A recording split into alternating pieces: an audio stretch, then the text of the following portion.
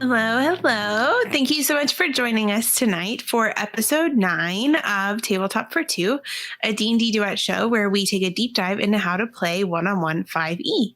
So really quickly before we begin, in case you don't know, we wanted to take a moment to introduce ourselves. My name is Beth Ball. I'm a game designer and fantasy author and one of the 2 writers behind D&D Duet.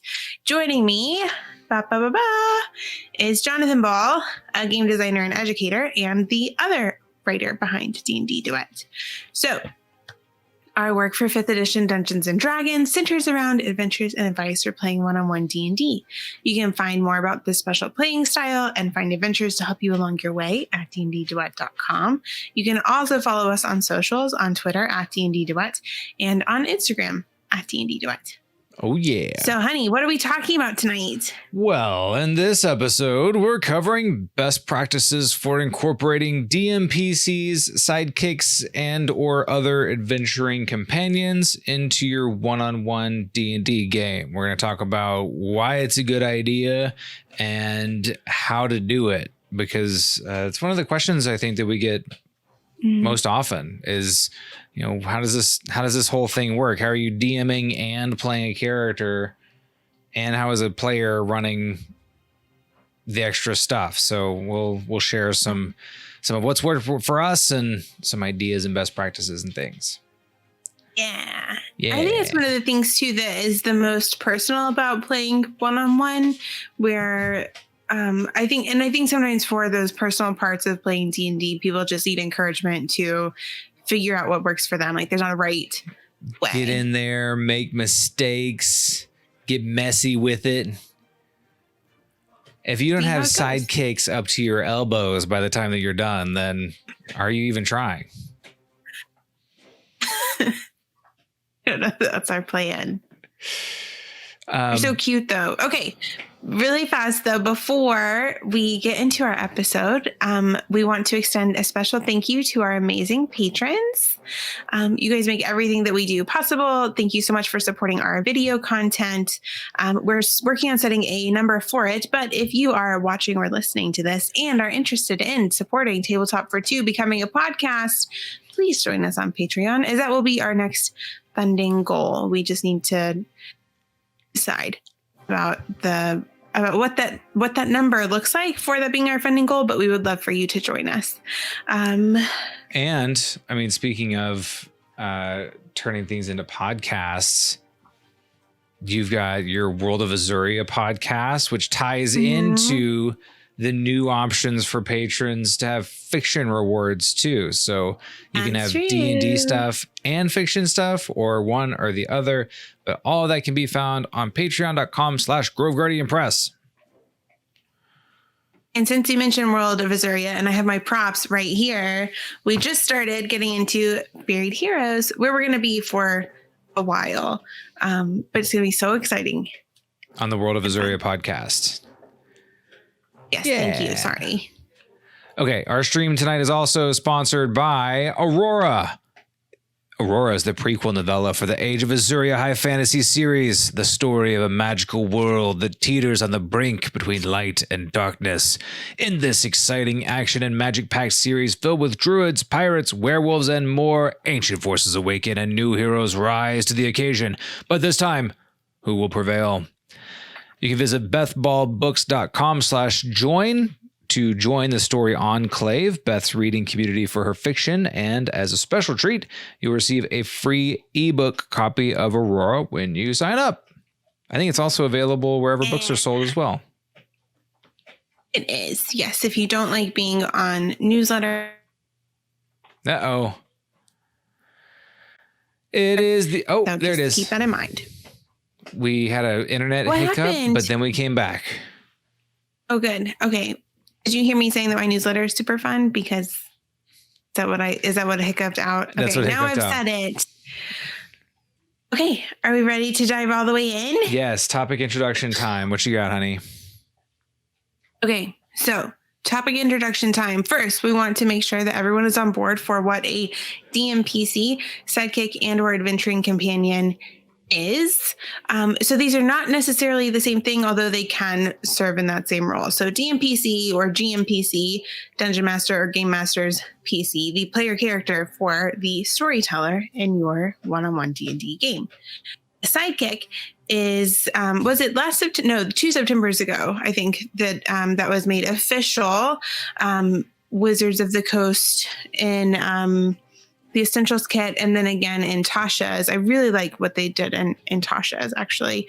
Made specific mechanics for sidekicks, which for those of us who are in the one-on-one D&D space was really exciting because we have had much less pushback about, shouldn't you have a larger group for playing one-on-one? We're like, no, you can totally do it this way, and it's going to be really fun and fine. Anyway, so a sidekick is the way that the official sidekick mechanics work is that a sidekick is kind of a depowered and simplified PC type of character. And they tend to run from or at least in the official spaces, they run from a stat block. So it would be almost like if I'm playing an adventure and then I want to bring in like a druid to help, I just grab the druid stat block from the monster manual instead of creating a full druid. That character or that kind of NPC at that point is going to be a little bit less fancy and fun and special than a druid PC would be in that instance. And then adventuring companion is the term that we have been using for some of the special mechanics that we've been playing with for our one-on-one D&D. And we intend that as an inclusive term for DMPCs or sidekicks. And and we'll talk about this later, but in our home game, I run the mechanics for our sidekick character, and then Jonathan does the RP for him, but we don't have a secondary DMPC in that game versus in Tales of Eldura. Evelyn is my DMPC. Jonathan runs Tessina as his sidekick, and I do the RP for both Evelyn and Tessina. I think sorry, go ahead. One of the interesting things that I think separates a sidekick from like just throwing a stat block, like you mentioned, they just using the druid stat block or something from the player's handbook, because the sidekicks typically come with leveling tables, and the increased options and kind of like the feeling of growing in power alongside a PC without the hassle of making a bunch of different decisions for full-fledged character that a full-fledged character sheet would entail. And like you'd mentioned Tessina being my adventuring companion. We're not using a sidekick stat block for her. I actually have her set up with a full-fledged character sheet because I enjoy having that whole giant amount of options and customization and stuff like that. Like I can get down with that versus, I think so much of this, like we said a little bit earlier, is so much about like what's fun for you and your table. Is it fun to have a whole different character sheet, or is it fun to just not have to manage all that? Yeah. So like for me, I like running a more simplified sidekick character or one of the classes where like I don't like running a sidekick who is a spellcaster and running a spellcaster. I do like playing spellcasters, but that's where I want my focus to be on what are some creative ways that I can use these spells. What are some fun, like personal ways of like, how would this particular character cast this particular spell, and kind of working that into the flavor part of our game. That's more fun for me than trying to balance the two characters and kind of juggling those, juggling those decisions in and out and outside of the game. Oh shoot, you just said something else that I wanted to touch on. If you were playing Tessina with the witch mechanics that we have in our, like for our patrons in that adventuring companion subclass, we've gone, it's a little bit more detailed than the than the sidekicks, but not quite so detailed as a PC. So we've beefed them up just a little bit and added some really cool ways for you to personalize them for your one-on-one game. But we'll talk about adventuring companions a little bit more later, and that's going to be an ongoing conversation for us. I was just thinking today about how we can get more. How we can magically organize more playtesting for our adventuring companion and the subclasses. But that was as far as I got. Okay, anyway. Yeah. I was going to say one of the things that I am really excited about with ours are how they interact with the player. And it kind of bridges like an earlier idea, like, I don't know, 2 or 3 years ago. It's not going to happen. But the idea that I had for the paired actions, like you both take your action to do this extra cool thing. It's kind of scratching that itch.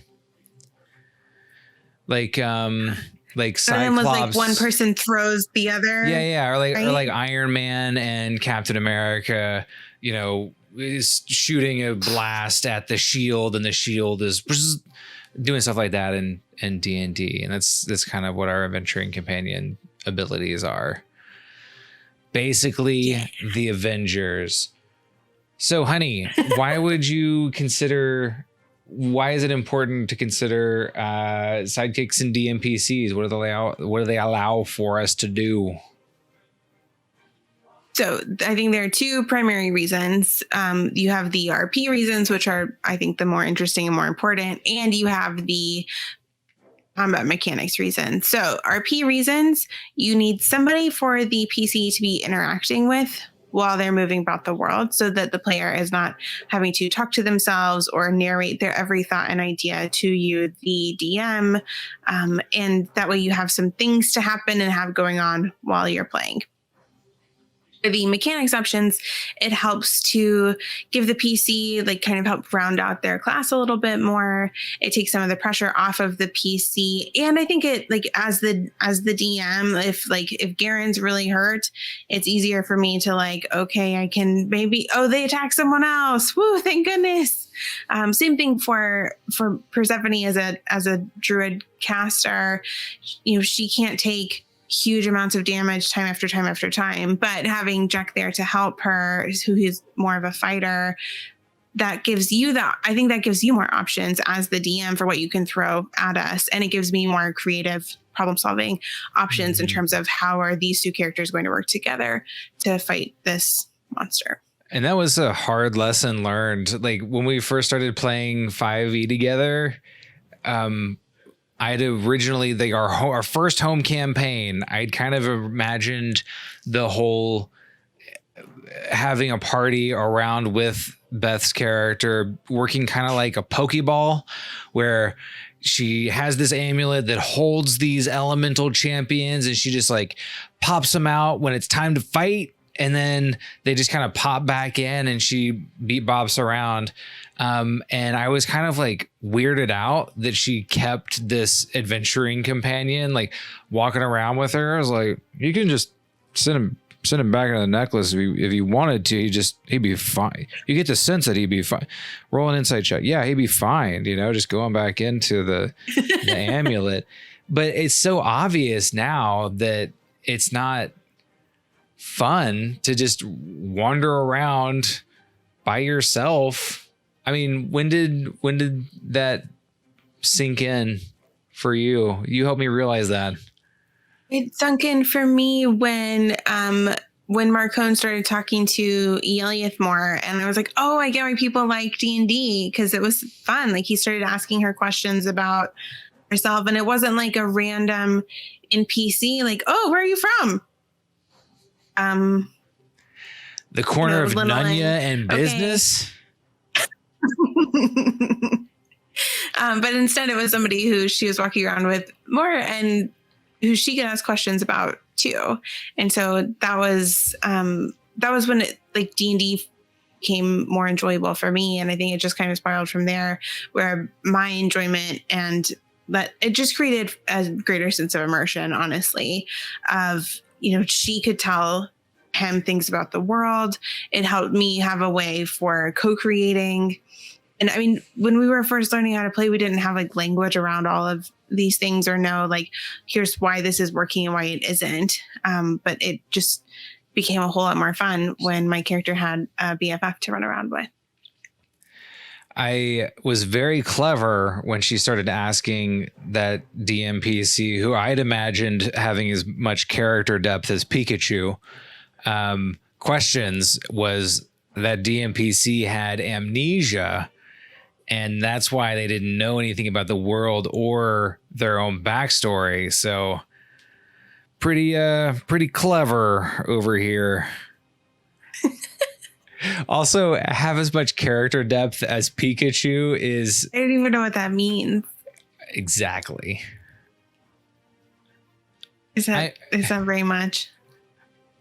All it says is Pikachu, so... How deep can it be? I'm positive you just really hurt someone's feelings. I was just thinking that, like, I know that there is more character depth with Pikachu and they have a personality, and Ash and Pikachu are BFFs. I totally get that. It was just never something that was part of my life. And that's just from a total outsider's perspective. I guess I should know about something more before I diss it. Yeah. Yeah. Note to future self. Is there anything else that current self wants to say about Pokemon? About why we should use DMPCs, sidekicks, adventuring companions? Do you want to talk about the combat mechanics a little bit? I think you kind of hit that, like the having another character around to add to the action economy is a big deal, and it really does open up the kinds of things that you can throw at the player. And I think you mentioned the ability of the other character around to open up creative problem solving and, give the player more decisions. If I'm threatening your traveling companion more heavily and you have to decide between healing them or dealing more damage to the bad guy, then that's another decision to be made. And like, that's kind of the core of D&D, right? Is just making interesting decisions. So I think that's how it can add to that combat depth and immersion. And I like this. And if I can throw in really fast, honey. I'm sorry. I just want to make sure that in case somebody's watching who doesn't know what action economy means, it's the number of actions that each side gets in a round. So the number of actions that the player and the people aligned with the player get in a particular round versus the number of enemy combatants and their actions. So if I'm playing a druid and I cast Conjure Animals and call 2 direwolves, I've changed the action economy. Excuse me, I'm Circle of the Shepherd, so it makes sense for me to do that every time. They're really cute. Anyway, that changes the action economy in my favor, where I now have 2 more actions and can kind of shift the economy. But that's really important in one-on-one games, because even if you have a powerful PC, if it gets too unbalanced, then if they're facing 8 things and there's just one of them, they have 1 action to 8 different possibilities of being hit. It's going to make it really hard for them to get rid of those enemy combatants and make progress towards whatever it is that they're trying to do. And Pink Sparkle says that Detective Pikachu has more personality, and added the cutest little emote with Detective Pikachu. I always like Pikachu. I think that they're a really cute Pokemon. And things that can dramatically tilt the action economy are those typically whichever side has more actions is going to have an easier time of it. Which is part of why with really powerful big bads, or elder dragons or ancient dragons. Yeah. So where they have lair actions and legendary actions. All of those things, and legendary actions, so that the players can't just waltz in, level 10 versus a CR 20 thing and just wipe them out. they have more actions built in. Yeah. I think we hit a little bit on, like, I felt very clever with my sidekick character with amnesia, but also considering kind of the role that character can play. And I'm sure we're going to talk about that more in the next section. Yeah. So our next section is we're going to talk about a variety of strategies for adventuring companions. I want to hear more about what you were just saying in a second, but just to kind of outline them really quickly, we put it together as 3 basic approaches, where 1, you have the complementary approach of choosing a DMPC who is a good fit class-wise for the PC and can shore up any weakness areas for them. And these 3 kind of approaches are all based around more the combat mechanics than the personality-based mechanics. So we'll talk about, don't let us forget, we'll make sure to talk about personality in a second. There's the Storyteller Centric approach, so be whoever it is that you want to be for your DMPC character, and the challenge approach, which would be kind of making it a little bit more difficult for yourselves. Yeah, it's suboptimal, but you've done it on purpose, ideally. Or you just, there can be overlap between like the Storyteller Centric and the challenge. So for our first campaign, you had a ranger that turned into a ranger druid. And so you could cast and do things at range, and but as a ranger, you couldn't heal. And I was like, uh-oh. So the first character that I made to venture around with you was a character that could get in close and heal. Naturally, we're going to go Paladin. And that was... and then I found out that Oath of Devotion Paladin's not as big on healing as you might think. That's before I knew more. But that served us well. Oath of Vengeance. Oh, yeah. Oath of Vengeance. You're right. Especially not as talented with the healing, but he could get in and he could tank, and it made sense for him to be pulling the aggro while your character was at a slightly safer range. Pew pew. Their arrows. And so like that would be like an example of a complementary approach. Or like if your player character is really into a barbarian, maybe pick somebody that can keep the barbarian alive and swinging that axe. Mm-hmm. If your player character has chosen a squishy mage, then somebody that can take a punch and back them up. So kind of classic party composition style. Mm-hmm. And we do recommend slight tweaks. We have a different video on this, but slight tweaks to the PC's mechanics so that they do have options for both melee and range combat. I think that's built into all classes at least a little bit, but maybe give them a slight bump so that they have that advantage, because what you want your PC to be flexible, versatile. And then the DMPC being able to support that and again kind of balancing out their weaknesses would be the complementary approach. How does that work in terms of personality? Personality style. I don't know. What do you think? So I think to some extent, just no. So I think to some extent, okay, working theory, for which I don't have necessarily proof. I think that to some extent, what comes naturally to you as the DM in this particular circumstance will balance out with player. So long as if you're trying to organize the story around the PC, the character that you come up with for them to run around with will make sense to run around with them. Or else your player's not going to run around with them, they'll find somebody else. Yeah. Yeah, I don't like them. I want a new friend. On it. Try again, the player says. But I feel like the character that you're going to come up with to go with your duet partner, as long as you both want to play together and have fun, I think that it's going to work out and be fun. You're not going to make a character that's openly antagonistic. Or You're running around with the BDG. But I do think so. One thing that we've done that we do with our that you'll see in our Tales of Eldura game, for example, with both a DMPC and a sidekick character, is they have very opposite personalities, but that they are both complementary personalities for Gareth, Jonathan's PC. So Tessina is very supportive, very optimistic, as well as relatively innocent. And so she's kind of there to be bubbly when Gareth needs the bubbliness. And Evelyn is much more serious and withdrawn. And she's there when Gareth needs to be, more serious. Yeah. And we've talked about that a little bit. A deeper question needs to be encouraged.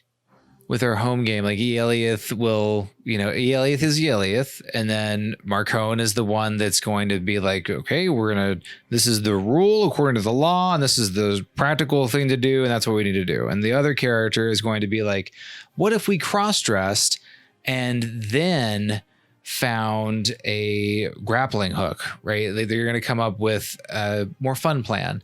And then it's up to Eliath to either pick one of those or make a hybrid. Again, or her own plan, and then give what she's most likely to do. And then it gives the player the agency and the tie-breaking vote in the party if you have a pair of personalities that will work together like that.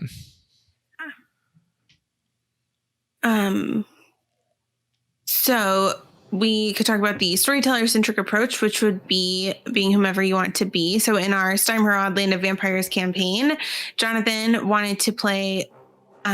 what did you decide you wanted to be a sorcerer? No, what was his class? He was a blade pact warlock. Okay, yeah, sorry. Warlock. Yeah. And it was the ghost of his beloved that gave him his warlock powers. Yeah, we made a special warlock pact. I like Jorgen. I know, baby. I'm not trying to make you feel bad about Jorgen. I think he's really cute. Oh, I don't feel bad. Anyway, so he was running around with my ranger. Oh, good. It just felt like you were defending him, and I think he's great. So he was running around with my ranger, and we also had a fighter. No, he was kind of like a paladin sidekick, but no healing. And so that was our, if we can pop over really quickly, challenge approach party was we decided that for our scary and intense vampire campaign, we would up the ante even more by having these three characters, none of whom could heal themselves. Which fit the theme with the Dark Land of Vampires place that we were exploring. The vibe of the campaign was served by not having somebody that could just be like, guess what? You're not dead. Yeah, you're dead. Death immediately followed. I think it was like session 3 or 4 that we lost the sidekick character. But, is that the Bodak? Jonathan had a creepy person for us to make the Bodak. Okay, soul.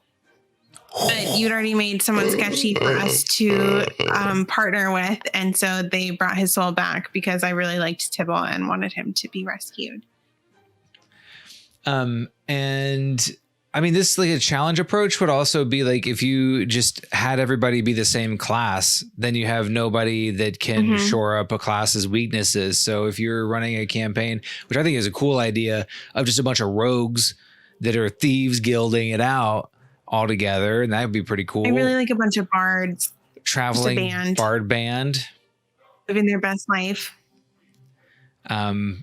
Lots of seduction checks. In Tales of Eldura, we played 3 casters. I like that Gareth can like get in and mix it up too. I've been very impressed with Gareth is determined to be a melee character. The martial prowess is what I was going to say of that character when he's not rolling fours. He just has a really high AC, which I think really helps him out. So how can sidekicks play into narratives? So I think that there are 2 primary approaches here. I know that I've seen it as a concern for DMs over and over again, where they are worried that the sidekick is going to overshadow the PC. And so long as you keep the narrative PC oriented, don't think that that's going to be a problem. And if you are really, really worried about it, check in with the player and see if they're happy with the balance that you've struck. Are you giving them chances to decide what their character wants to do?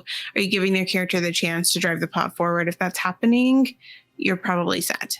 I was worried about that a couple of times. Outside of that, in our first campaign, where one of the characters was trying to resolve like a really big, heavy thing from their past.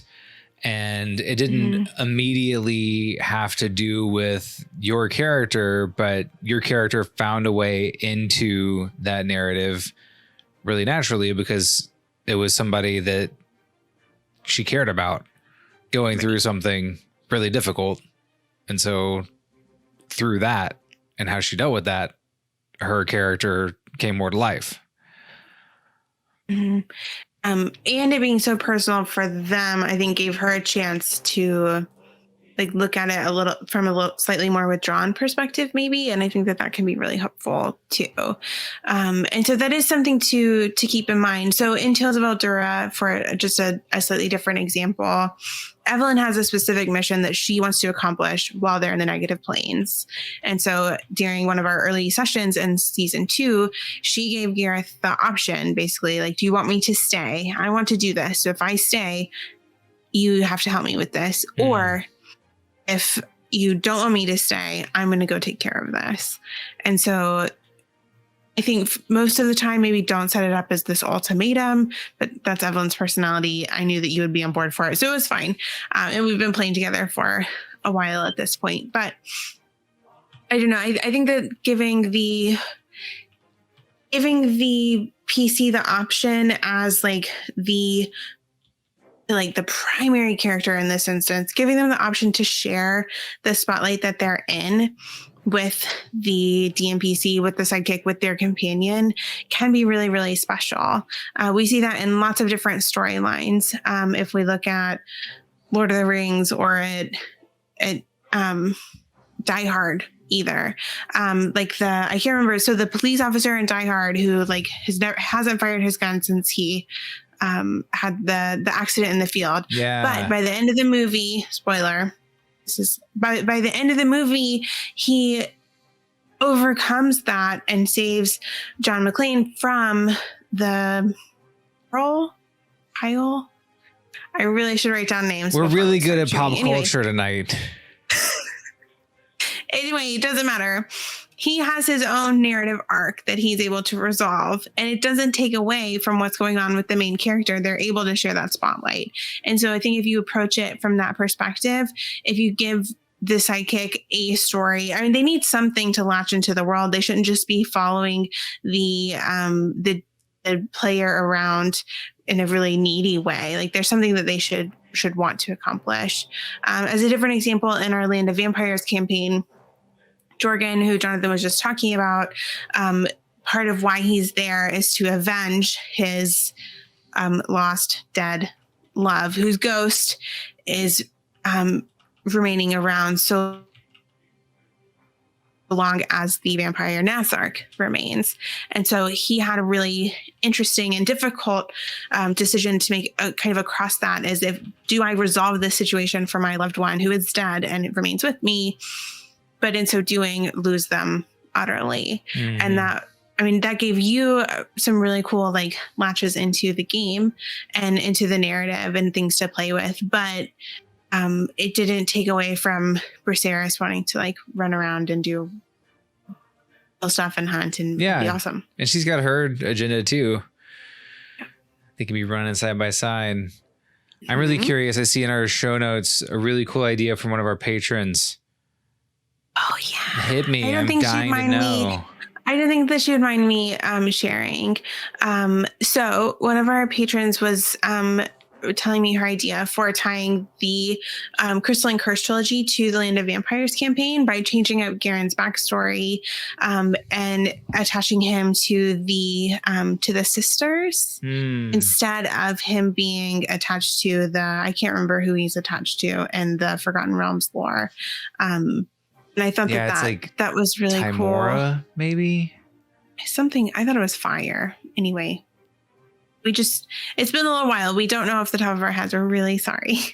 So I thought that was like a really cool way of like this character that you're building into the campaign to help the PC need something, and their mission ties in with what it is that the PC wants. You did the same thing with of following Cassandra. I'm sorry, the internet hiccuped again. Oh, sorry. I did the same thing with what? Jack and Persephone, where he's had a very different experience of following Cassandra, the goddess of fate. And then Persephone has had, but his path intersects with Persephone. And then they continue on along the same path because they're both trying to follow Cassandra. Are you continuing to have... It's all fine on my end, so I don't know what's happening. Oh, it's just like kind of coming in and out a little bit. It's mostly the audio, and then sometimes there's a freeze. I think OBS is mad. Okay. Chat, we're really sorry. Are you guys having this problem too? We could check and see if it's just... I don't know. We had a random power outage for like half a second earlier, so I think that made everything mad. Yeah. Okay. Do we... Oh, do you want to talk about the nitty gritty, how it works at the table? Or do we want to, I see you have a question. I haven't had a chance to read it. Yeah, I thought we'd do questions after the nitty gritty. Got you. So okay, perfect. I think that one of the things that jams people up, with trying out one-on-one D&D is they just can't like conceptualize how it works at the table, like moment to moment, beat to beat, who's doing what, and how is everybody managing what feels like this extra stuff, but actually isn't as scary or impossible as it seems when you actually get down to it. And so it took us a little while to figure out a good flow of play. But what we settled on was like, I would be DMing in our home game. I would DM and you're playing your character. And that's the main thing that you've got going on. And part of me DMing is one of the very most important NPCs that I'm DMing is the sidekick character. And then once you got comfortable with how things were running in combat and stuff like that, then you were running the sidekick in combat and your player character in combat, and I was running the monsters. And then things got a little bit more complicated. It's just hiccuping like crazy. I'm sorry. Things got a little bit more complicated when we added, like, that was a pretty big party for a while in our first home campaign where, you know, I would be running, you know, maybe 2 party characters along with all the monsters. Disconnected. What answers Pink Sparkles? And we're back. I'm not sure how much you cut off, but the idea being that as a DM, I had to kind of like figure out, I want to be acting in the best interest of the good aligned characters that I'm playing. And I want to be providing a good challenge with the bad guys. So it's almost like playing yourself in chess a little bit. And you like to play chess, but you don't have anyone to play with. You play against yourself. Yeah, when you love to play chess, which I do. Also, Jen I'm really Barkley. sorry the internet keeps flipping out, everybody. Yeah. Sorry, Pink Sparkles had a really good question about the, like, what they attached to and versus the Revenant. Dun, dun, dun. A Revenant would be such a cool warlock patron. Yes. Is it super different than what we did with old Jorgens? Tila wasn't trying to kill him. So wait, the warlock's patron would be trying to kill him? Maybe. That sounds pretty intense. I just came up with the idea just now. I think hard cool. mode. Okay, you were talking about the nitty gritty. So there are a couple different options, right? I don't know what all got cut off. We're back on the stream though, yes, right? Yes, we're here. So I think mostly just the giving the permission to yourself and to your player to mess around and see what works. We also talk about sometimes how in role-playing situations, it's important for the DM to be cognizant that they're not creating a situation in which they're going to be talking to themselves. Like if I'm playing my DMPC, the NPC that the party is talking to is probably going to be talking to the PC as opposed to the DMPC, because then I'm not like, so how was your day?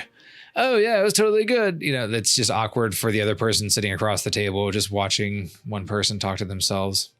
Sometimes it can't be helped, but.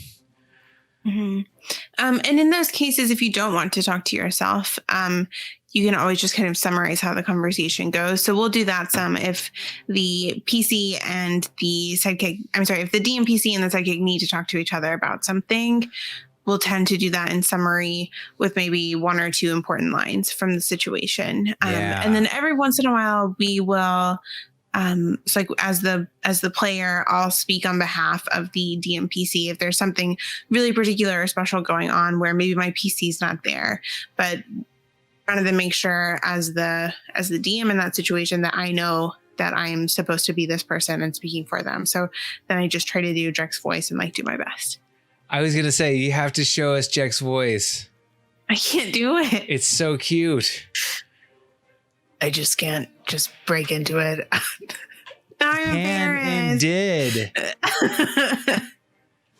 And then like also like the approach that you're taking is going to depend on like physically what you have in front of you. When we were running a bunch of full sheet player characters for our party, we literally had a notebook in paper protector sheets that we would flip through when a turn came up. It was a bit much, but we didn't know of other ways to do things. We were just, again, messing around and trying stuff out. And then what we kind of settled on was that, if I'm playing a DMPC, I'll have a full character sheet. If Beth has her full character sheet, and then she might have like a adventuring companion, a short and stab block style sidekick kind of thing. That seems to work a little bit better. Like right now, I think right now we got a really good groove with, you've got one full character sheet for your character, and you've got the short and stab block for the adventuring companion, and that's it. And then I just do monsters. And his stab block hasn't changed since I got it. I gave you a really powerful buddy to travel around with. Yeah, he's accidentally too powerful, so we're waiting for my PC to catch up. Got 160 hit points here. I got 40. Running around. Rainier had like 30. I know, he kept dying. I really think something went wrong with poor buddy. Okay. Is there anything else that we want to say about adventuring companions? I think it's Q&A time. I think it's Pink Sparkle's question time. Okay. Can I read the question and you answer it? Please. Okay. Pink Sparkles says, any tips for getting PCs more involved with sidekicks? I know when I run, my player doesn't talk to the sidekick very much. I guess he kind of feels like it isn't an option or cheating a little bit. What are some tips for increasing interaction? Okay, I think that's such a good question. I think one thing you can try at least is having the trying to get the sidekick involved in the PC's thought process. So having them ask questions about like, what do you want to do in this situation, and making sure that it feels really separate from what else is going on. So maybe they're like having a difficult interaction with a guard or something. And so then we like kind of pull them away a bit. And then they have the conversation, just the two of them together, like, okay, what do you think we should do? And I think too, I don't know. Another thing I think I would try would be just like throwing out ideas as the sidekick character and seeing if they want to interact in that way. And then you can always pull back into your, DM self and say, I'm not trying to tell you that you have to do this, but here's just an option. Another thing to try, depending on how many different sidekicks you're working with. Like if we go to a new place and have an NPC that we're walking around with for a while, that we're going to be with the whole time that we're in this city, for instance. So they're almost like a temporary sidekick. I think that can be really helpful too, if they know lots of things that the PC doesn't know. And so if you can keep the PC in character talking to the sidekick, but I think it takes a little bit of, just playing around. And then if those don't work, let us know and we can come up with some more ideas. I think we have a video on that too, don't we? Yeah. I think one of the biggest things that makes a big difference, because I run into this problem a lot in DnD club for the high school, is they feel weird, kind of interacting with the NPC. And I think one of the best things is that NPC, because at the end of the day, sidekick or DMPC, if you're running them, they're an NPC, is for NPCs to be asking the player questions about themselves. And then one way that I've gotten the D&D club students to get more into the interaction and talking in character and stuff like that is, the NPCs like, well, what would you like for breakfast there, dear? And they're like, God, eggs. I don't know. Like my character says they want eggs. And I'm like, but what does that sound like? What would it sound like if they, how do they say it? What are they doing? That's one of my favorite kind of leading tricks to get them to start role playing in a more active fashion. But maybe that'll help too. Just asking them questions as the DMPC or the sidekick. Mm-hmm. I've heard you ask them before, like, what does that sound like? And that being the way to kind of get them involved with that. Follow-up question: the differences, advantages, disadvantages between DMPCs and sidekicks. Which do you use when and why? And so there are times when they can overlap, where like Jonathan was talking about a second ago, if you're having the in RP, the sidekick character is likely going to be done if the sidekick character is being played by the DM. In that instance, they're kind of like a DMPC. But then in combat, at least what we usually do is switch over to having the sidekick being run by the player. If you're just starting out with D&D, which Pink Sparkles I know isn't the case for you, but anyway, hypothetically, if someone's just starting out with D&D, just let them run their one character until they feel really comfortable with those mechanics. And you as the DM can run the sidekick for them until they're ready to be running a secondary character. For me, it was a couple months, I think, until I was ready for that, because I was still learning how all the things worked, learning to read my character sheet. And I didn't want my attention diverted. I wanted to be able to focus on what was going on in combat.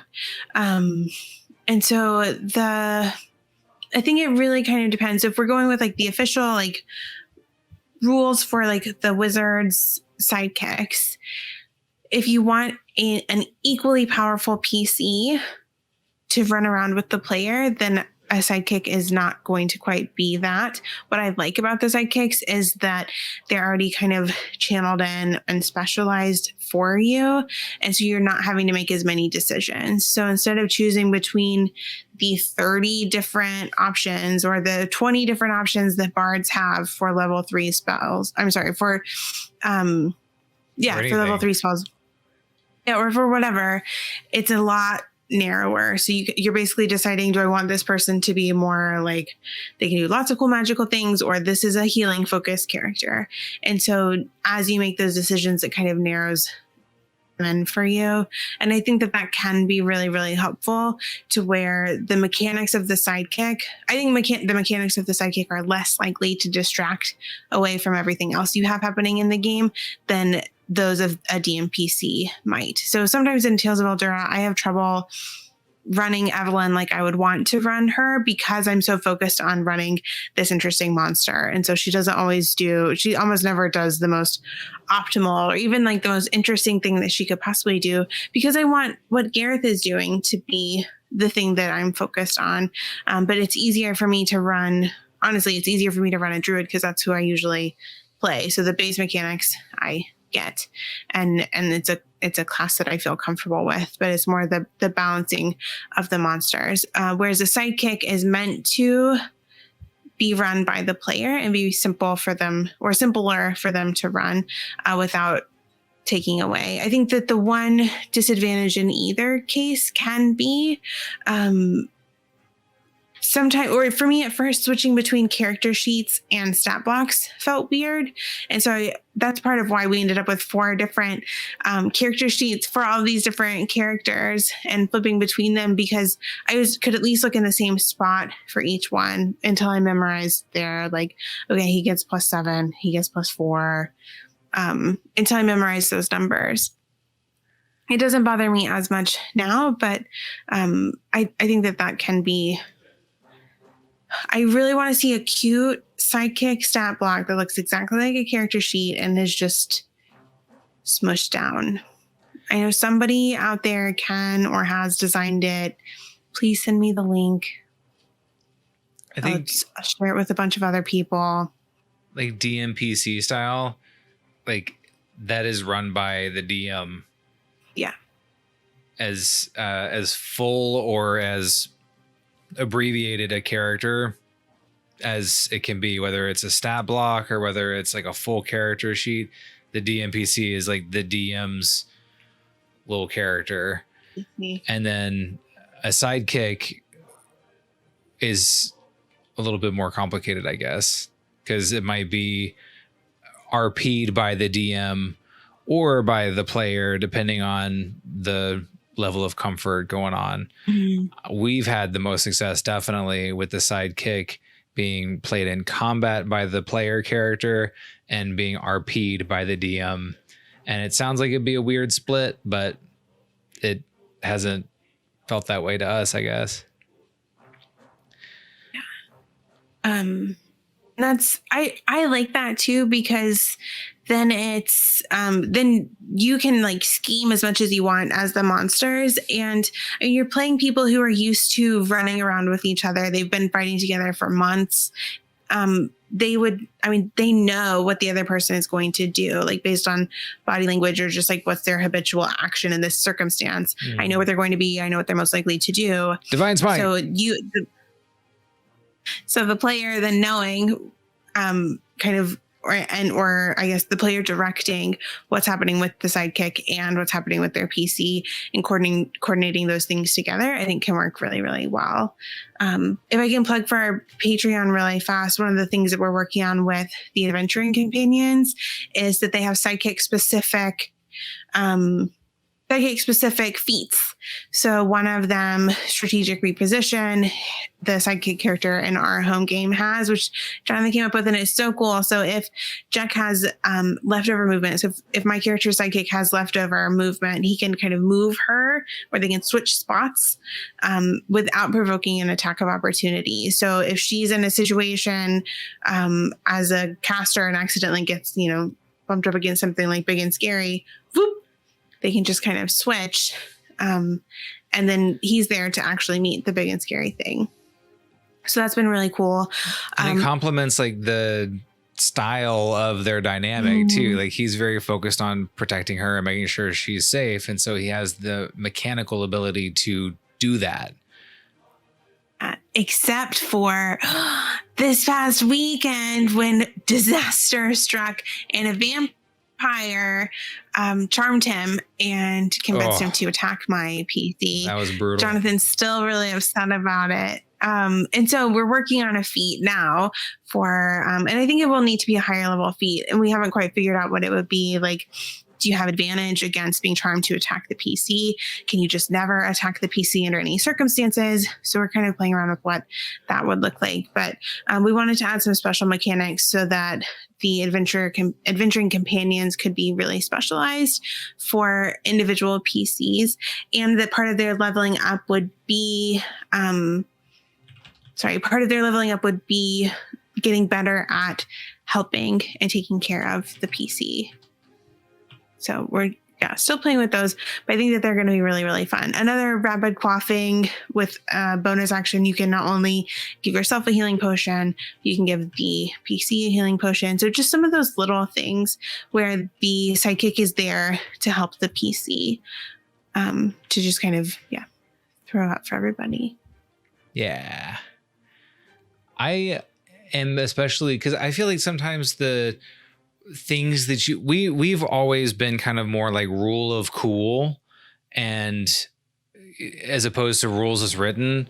And when you can like allow the rule of cool to happen because it makes sense for a character to do a thing, like I'm all about that. That's been some of our favorite instances. Yeah, some really cool combat moments of letting the character feel really epic and cool for having achieved something that's really important to them. Yeah. Let the protagonist be the protagonist. Yeah, and that's one of the good things too. Like with one-on-one D&D, one of the very best things is there's 1,000 very best things, but you don't have to worry about balance at the table or hurting, Tifa's feelings because you're letting Yuffie do a thing that, whatever. You just have to make sure that one player is happy and they're sitting across from you, and, they won't tell if you break the rules for them. I will tell. I will tell immediately. I will tell immediately. Yeah. So I see that we have a question coming. While it is on its way, I did want to let everybody know that we will not be here live next week for a Tabletop for Two because someone, oh my gosh, I'm sorry, but that was so loud. I like your hand movements. I didn't realize I would upset everything so much. Poor microphone is just sitting here innocently. Because Jonathan's going to be on spring break, so we're taking the week off. So I realized today... Again, I'm really sorry if that sounded super loud and horrible. I realized today how much of a dork I sounded like when I talked to somebody that wasn't in education. I was like, oh, what are you going to do for spring break? And they were like, I'm a full-grown adult. I was like, well, I'm gonna... Our neighbor. So, yeah.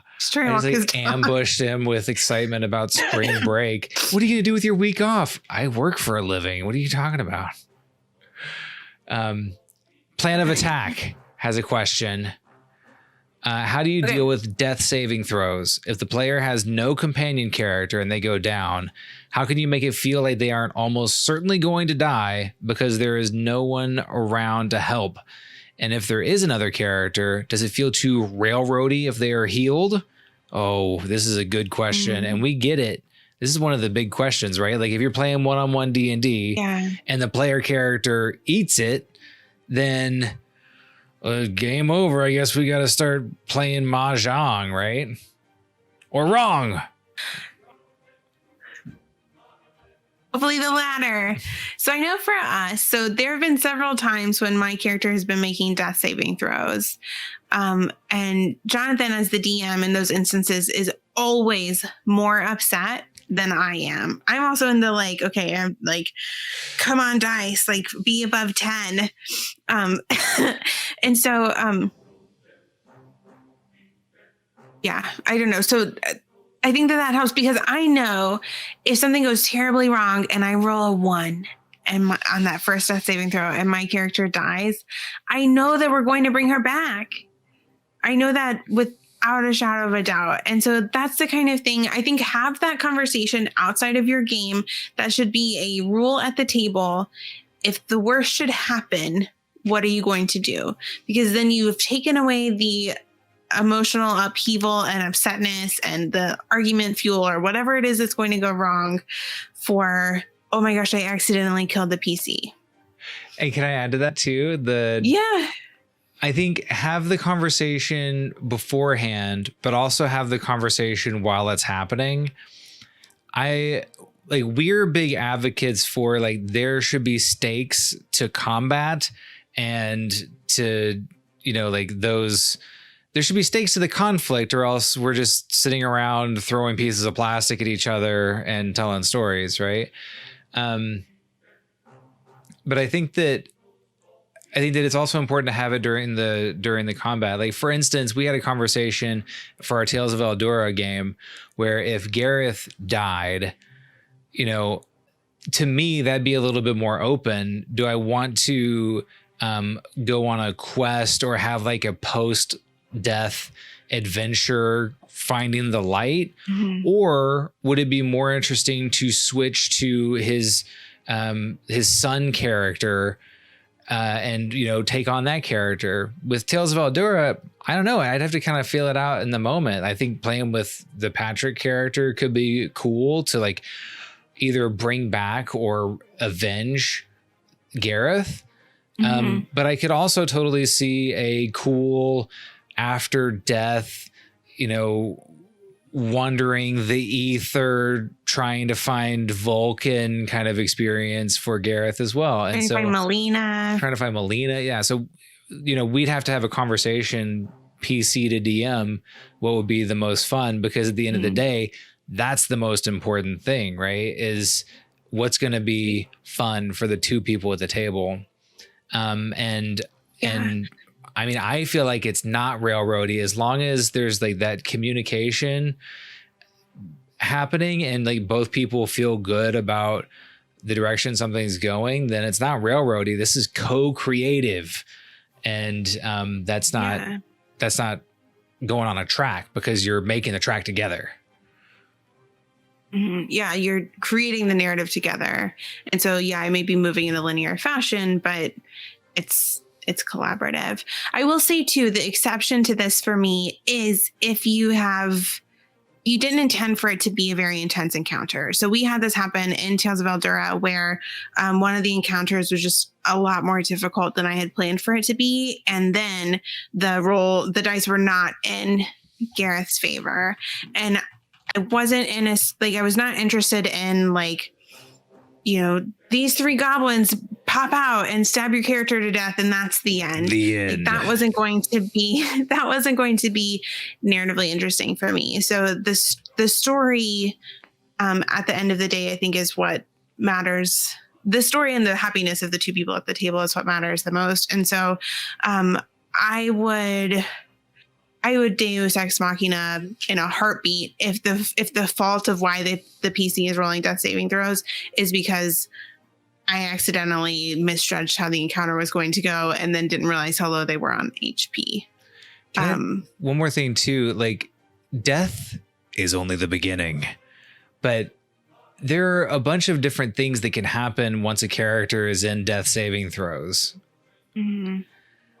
I mean, yeah, rules is written, they fail a death saving throw, this character is dead, has to be resurrected, all that stuff. But that doesn't mean that you can't kind of have narrative things happen and then your character wakes up, wow, they've been recovered by rangers and, taken back to Duskwood druid conclave and, you know, healed or whatever it is, right? Like you can use the death as a narrative beat and somebody can bring them back to life in a new situation.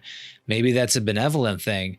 Maybe now all of a sudden they're working for a necromancer who's brought them back, right? Like, I think that death is only like falsely the end. I don't know. Yeah. I think too, so maybe they don't have a companion character. I would push for them to have a companion of some kind. So maybe they're, do they have like an animal companion? So does their wolf magically gain the ability to kind of heal them? Could be kind of fun. Or yeah, I really like is it a necromancer? Or I mean, that could be really cool. Like maybe it's kind of an ambiguous wizard who's brought them back and has some stuff that they need for them to help with. If they're a sketchy wizard or not, but they need to go on this mission and get the special potion and bring it back. And then for the other character, I don't know, for all of our characters, like they really care about each other as a party. And so it's the most natural thing for them to do as a character is going to be to try to bring the PC back. And so I think that kind of that party dynamic really helps with the story. Yeah. But I'm glad that helped. I think that that's a really great question. And it is one that we get really often. And I do think that having the conversation ahead of time can be the most helpful because then no one's panicking. You can take a beat and be like, uh-oh. Okay. This is pretty serious. What are we going to do? Yeah. Honey, what do you think? Yeah. I think that we are probably pretty set for this episode of Tabletop for Two. Can I make like 2 announcements? Make really all fast? the announcements. Okay, so like we said at the beginning, the World of Azure podcast, available on almost all the major podcast apps, has just started Buried Heroes. And so there are new episodes every Tuesday. And we will be back on the first week of April. Sorry, I didn't write down the date, for creating vibrant places and settings, which I think will be a really fun episode of Tabletop for Two. That same first week of April, we will be streaming Tales of Eldura on whatever day that Tuesday is. So Tales of Eldura, Tabletop for Two. A special thank you to our amazing patrons for sponsoring our video content. We really, really appreciate it. And that your support and encouragement mean the world to us. Thank you, friends in chat, for joining us. If you are joining us on YouTube, like, follow, subscribe, whatever the things are, please, we would super appreciate it. I think that's it. Yeah. Again, if you enjoy our work, check out our patrons over at patreon.com/Grove Guardian Press. I was working today on my lunch break on the accidental ossuary deep in the mountains, and it's I'm pretty pleased with how it's turning out. So they've got a one-on-one D&D adventure set in the docklands of Steimharad coming their way very soon. Dun dun dun. So cool, honey. Yeah, but you can check out that title a lot. Thank you. I'm pretty pleased with it. But you can check out all the good stuff that they get over at patreon.com/Grove Guardian Press. And I think that's our show tonight. Thank you all for joining us. Yeah. May all of your rolls be nat 20s, and we'll see you not next week, but the following week.